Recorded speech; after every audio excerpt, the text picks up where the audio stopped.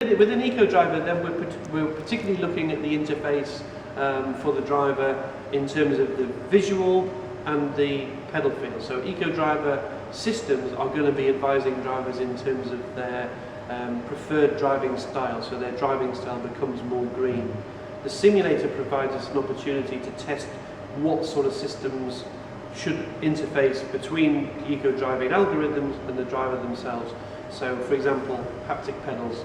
How do we design haptic pedal feedback such that drivers are intuitively get a good design, a good information on what they should be doing to the car to achieve the green performance. Similarly with visual displays, what can we do in terms of visual displays on the dashboard to improve drivers' capabilities to glean the information they need to adhere to the eco-driving advice that the systems provide.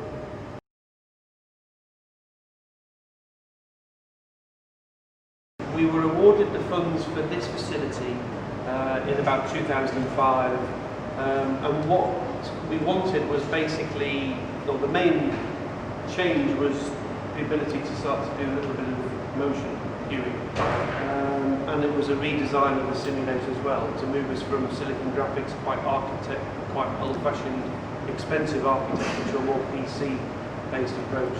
The actual hardware components themselves predominantly is the motion system. So this came from Bosch Rexroth, which is a Dutch company.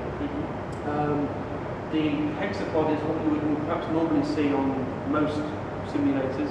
So that gives us our surge, sway, heave, roll, pitch, yaw motion. We have 500mm actuator strokes, so we can achieve pitches, rolls of around about 25 degrees. And obviously with a hexapod, those modes of motion cross-couple. So if you do 25 degrees of yaw, you've got no actuator stroke to do any roll or pitch.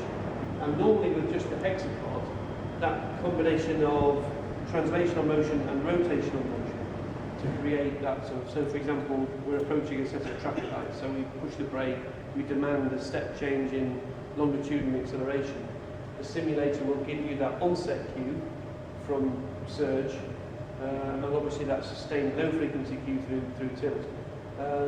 With just the hexapod, obviously that amount of surge you have is limited to about 60 or 70 centimetres. With the additional 2 degrees of freedom that we have, we can now do surge up to about 5 metres. That means that we can hopefully bring on those tilts at a slower rate, and so it's more perceptible as a continuous perception of acceleration rather than this idea of, you know, that sort of feel. But even with 5 metres of stroke, we can really only do, in terms of minimising tilt to below perception thresholds, we can really only achieve step changes of around about 0.2 G. So they're quite low acceleration manoeuvres. So the motion system is quite well tuned up for typical highway style scenarios. It's not particularly good at doing sort of more extremes of the driving envelope. But the dome, say, came from a Canadian company and was saved money there because it was an existing mould. Now, unfortunately, that existing mould is only 4 metres in diameter, and we were given a car by Jaguar, an S-Type, which of course is about 5 metres long. So it's a bit tricky to fit a full car inside the dome. And so we did quite a lot of work in terms of designing where to cut the car, in terms of you still have that feeling. You can still go and have a look.